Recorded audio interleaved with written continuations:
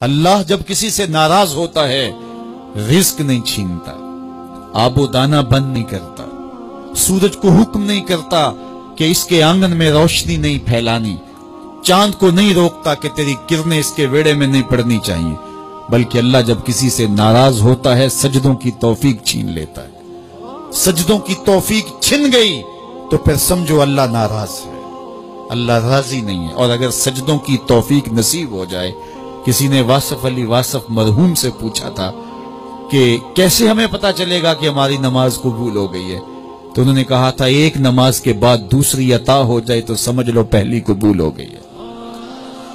تو نمازوں کا نصیب ہونا یہ اللہ کی رضا اور اللہ کی خوشنودی کی دلیل ہے، اور سجدوں کی توفیق کا چھن جانا یہ اللہ کی ناراضگی کی دلیل ہے۔ میں اور آپ دیکھیں کہ ہم کہاں کھڑے۔ دیکھیے دولت تو کفار کو بھی ملتی ہے، اللہ دولت اسے بھی دیتا ہے جس سے راضی ہے، اسے بھی دیتا ہے جس سے نہیں راضی، لیکن سجدوں کی توفیق اسے ہی دیتا ہے جس پہ وہ راضی ہے۔ تو 5 گانا نماز شعار زندگی بنا لیجئے، نماز قضا نہ ہونے پائے۔ قیامت کے دن بے نمازی اس صف میں کھڑا ہوگا جس صف میں نمرود کھڑا ہوگا، جس صف میں حامان کھڑا ہوگا، قارون کھڑا ہوگا، شداد کھڑا ہوگا۔ مجھے بتائیے ہم میں سے کوئی یہ گوارا کرتا ہے ہم اس صف میں کھڑے کر دیے جائیں جہاں دشمنان خدا کھڑے ہوں؟ آج کوئی نماز پڑھے یا نہ پڑھے، حشر کے دن حکم ہوگا کہ اللہ کے حضور سجدہ کرو۔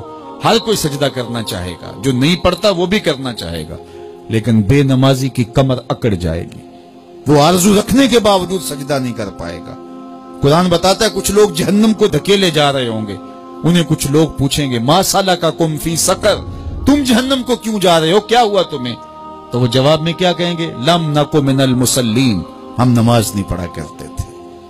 سب سے پہلا حساب قیامت کے دن جو بندے سے لیا جائے گا وہ نماز کا لیا جائے گا۔ پہلا سوال بندے سے یہ ہوگا۔ یا چڑیاں بھی رب کی تسبیح بولیں اور اشرف المخلوقات سویا رہے؟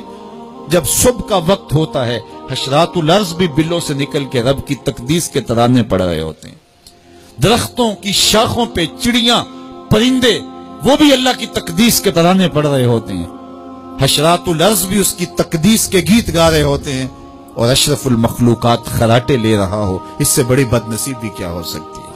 آئیے 5 گانا نماز شعار زندگی بنا لے۔ اس مجلس میں اگر کوئی بے نمازی ہے تو آج عزم مصمم کر کے یہاں سے لوٹے کہ آج کے بعد نماز نہیں چھوڑوں گا۔ اور اگر آپ 5 گانا نماز کی عادت رکھتے ہیں تو آپ کو مبارک ہو، لیکن یہ عزم کر کے جائیے اپنے گھروں میں، اپنے اعزاء و اقرباء اور اپنے دوستوں میں اس زور سے تلقین اور تاکید کریں گے نماز کی کہ وہ پکے نمازی بن جائیں گے۔ بندہ بندگی سے سجتا ہے، زندگی آمد برائے بندگی، زندگی بے بندگی شرمندگی۔ اگر زندگی میں بندگی نہیں تو زندگی کے پلے ہے کیا؟ علماء نے لکھا ہے کہ یہ سارے درخت حالت قیام میں ہیں، چوپائے حالت رکوع میں ہیں، مینڈک تشہد میں ہیں، اور حشرات الارض سجدے میں ہیں، اور انسان اشرف المخلوقات ہے۔ اس کی عبادت میں درختوں کا قیام بھی رکھا گیا، اور رکوع بھی رکھے گئے، اور سجدے بھی رکھے گئے، اور قعدے بھی رکھے گئے، اس لیے تاکہ اس کی عبادت تمام مخلوقات کی عبادات کی جامع بن جائے۔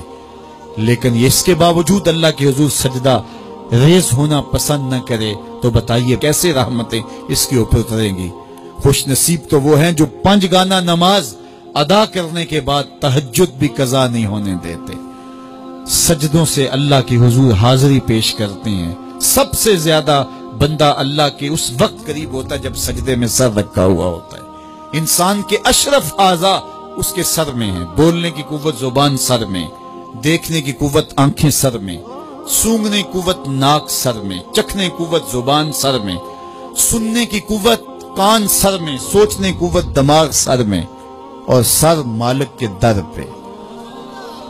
ناک بھی رگڑ رہا ہے، پیشانی بھی رگڑ رہا ہے، اور زبان سے کیا کہہ رہا ہے؟ سبحان ربی الاعلی، مالک مجھ سے نیچے کوئی نہیں، تیرے سے بالا کوئی نہیں۔ انسان کو بندگی کا ذوق جب نصیب ہو جاتا ہے، جب اس کے حضور بندہ جھکنے لگ جاتا ہے تو پھر وہ کسی کے آگے نہیں جھکتا۔ وہ ایک سجدہ جسے تو گراں سمجھتا ہے 1000 سجدے سے آدمی کو دیتا ہے نجات۔